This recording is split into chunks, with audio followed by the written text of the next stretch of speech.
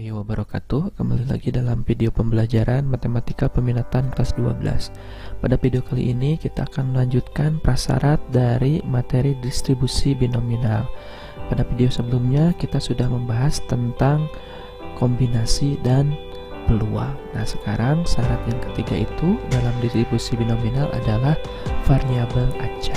Nah, apa itu variabel acak? Nah, dalam variabel acak pengertiannya adalah suatu fungsi yang menghubungkan sebuah bilangan real dengan setiap unsur dalam ruang sampel. Nah, bisa dipahami secara sederhana, variabel acak itu boleh dikatakan fungsi ya, fungsi yang dihubungkan dengan suatu percobaan ya. Yang nilai-nilainya itu adalah bilangan real atau bilangan nyata. Dan kemunculan nilai-nilainya tersebut bergantung pada peluang. Nah, masih bingung? Coba kita lihat contoh yang pertama. Contoh yang pertama, Panamjo menikah dengan Neng Cika. Mereka sudah mempunyai 3 orang anak.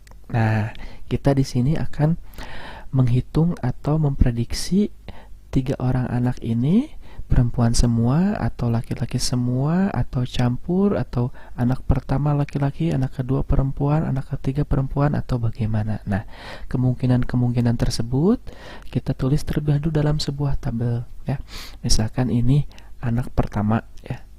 Anak pertama ini anak kedua, ini anak ketiga ya. Kemungkinan-kemungkinannya kita tulis semua. Misalkan anak pertama laki-laki, anak kedua laki-laki juga, anak ketiga laki-laki juga. Ini kemungkinan pertama. Kemungkinan kedua, anak pertama perempuan, kedua laki-laki, laki-laki, dan ketiga laki-laki, perempuan, laki-laki, laki-laki, laki-laki, perempuan. Semuanya kita tulis kemungkinan-kemungkinannya sampai terakhir perempuan, perempuan, perempuan. Nah, gitu. Terus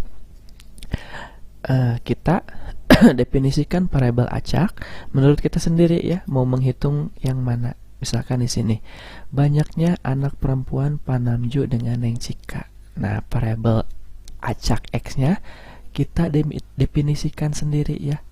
Nah, kita memilih banyaknya anak perempuan Pak Namjo dan Neng Cika. Jadi yang akan kita fokuskan ke anak perempuannya. Nah, boleh tidak Pak ininya dibuat banyaknya anak laki-laki Pak Namjo dan Neng Cika? Boleh ya, boleh. Kita definisikan sendiri variabel acaknya. Di sini kita mendefinisikan variabel acak X-nya, yaitu banyaknya anak perempuan Pak Namjo dan Neng Cika.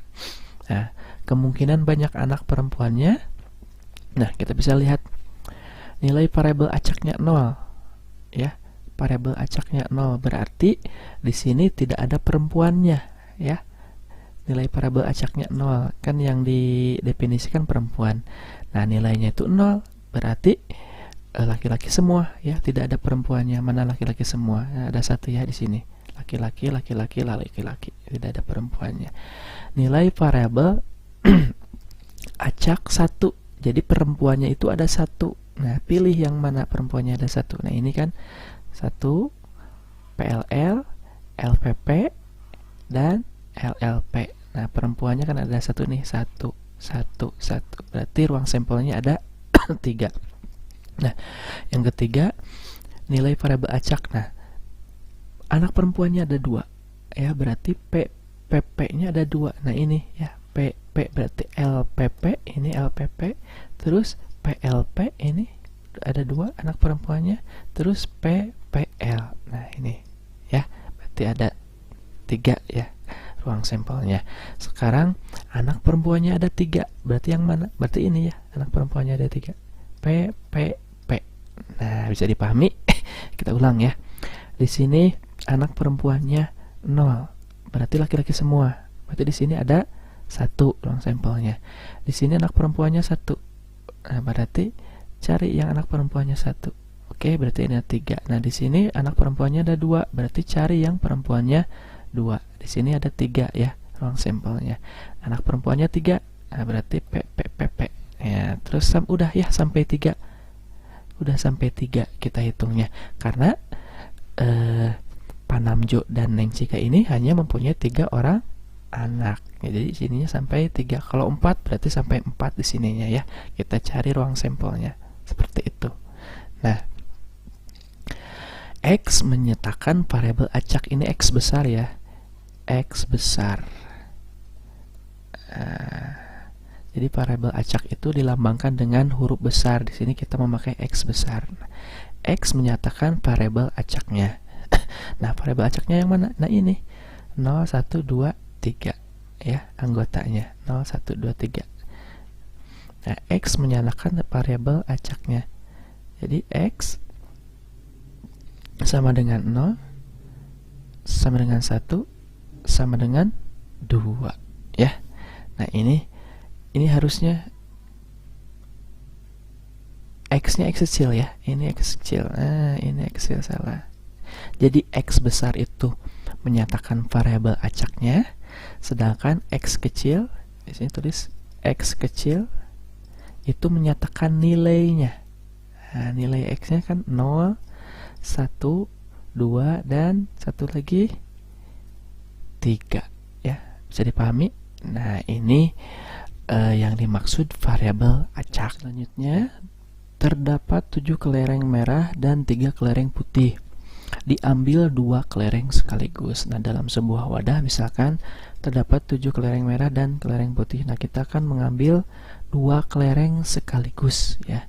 Nah, kita definisikan terlebih dahulu variabel acaknya, yaitu banyaknya kelereng merah yang terambil. Dari variabel acaknya kita definisikan sebagai kelereng merah. Nah, terus selanjutnya kita buat tabel yang kemungkinan-kemungkinan yang terjadi bila kita mengambil 2 kelereng ya.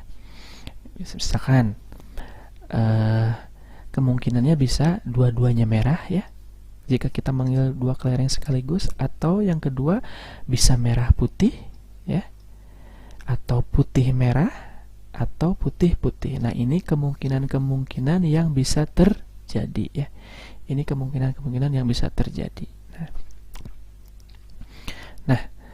Nah, kita lihat nilai variabel acaknya. Misalkan nilai variabel acakan ini, nilai variabel acaknya fokus terhadap kelereng merah. Nah, jika kelereng merahnya 0 ya, nilainya 0, berarti semuanya putih ya.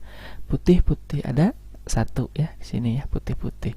Nah, nilai variabel acaknya 1, berarti merahnya ada 1. Mana yang merahnya ada 1? Nah, ini MP dan PM ya, merahnya ada 1 nih. 1 ini juga ya, ini ada 1. Yang ketiga, merahnya ada 2. Nah, berarti putih semua ya. Berarti ini ada 1 nih, putih semua. Nah, bisa dipahami ya. Nah, selanjutnya, nah, X tadi menyatakan variabel acak ya, variabel acak. Nah, anggotanya 0, 1, 2, 3. Nah, ini sebagai variabel acaknya nih ya. Nah, terus X kecil menyatakan nilai variabel acaknya. Nilainya berarti ini 0, 1, 2, dan 3 ya. X sama dengan 0, X sama dengan 1, X sama dengan 2. Nah, seperti itu ya. Jenis-jenis variabel acak ya. Variabel acak itu ada dua jenis. Yang pertama, ada variabel acak diskrit ya. Diskrit itu apa? Berisi kemungkinan yang dapat dihitung ya, yang dapat dihitung. Contohnya, misal banyaknya buah busuk saat membeli 2 ton buah mangga. Nah, apakah bisa dihitung, Pak? Ini kan banyak 2 ton. Nah, ini bisa dihitung ya.